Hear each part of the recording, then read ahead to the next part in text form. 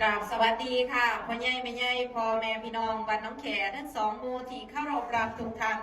พบกันมื้อนี้วันพฤหัสที่12มีนาคม2569ก็มีข่าวสารมาแจ้งประชาสัมพันธ์นำกันอยู่3เรื่องนะคะเรื่องที่1นะคะบุญพระเวทบ้านน้องแขของเฮาก็คือวันที่14-15ที่จะถึงนี้นะคะมื้อนี้นะคะก็ขอเรียนเชิญพ่อใหญ่แม่ใหญ่พ่อแม่พี่น้องบ้านน้องแขของเฮาทั้งสองหมู่นะคะ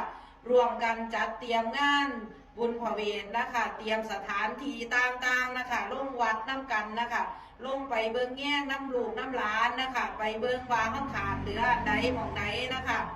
เราก็สามารถนะคะลงไปจับกันยุติวัดใดนะคะตลอดเวลานะคะเพราะว่าทางผู้นำทั้งสองหมู่บ้านนะคะก็สิได้ลงไปจัดเตรียมของต่างๆนะคะซอยเจ้าอาวาสยุติวัดบ้านหนองแขนะคะก็เรียนเชิญให้พ่อใหญ่แม่ใหญ่พ่อแม่พี่น้องนะคะผู้ที่สะดวกนะคะผู้ที่ว่างเว้นจากงานนะคะ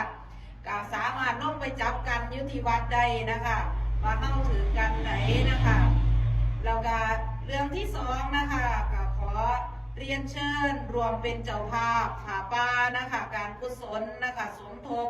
กองทุนคณะสงฆ์ธรรมยุทธจังหวัด101นะคะตามกำลังศรัทธานะคะท่านใดสนใจนะคะสามารถติดต่อที่ผู้นำชุมชนใดนะคะทั้งสองหมู่บ้านนะคะแล้วก็เรื่องที่3นะคะขอเรียนเชิญรวมสมทบนะคะตามกำลังศรัทธานะคะของกองทุนพัฒนาเด็กชนบทนะคะในพระราชานุปถัมภ์นะคะของสมเด็จพระเทพนะคะประจำปี2569นะคะพ่อใหญ่แม่ใหญ่พ่อแม่พี่น้องท่านใดนะคะอยากรวมบุญน้ำกันนะคะก็สามารถติดต่อทางผู้นำชุมชนใดทั้งสองหมู่บ้านนะคะ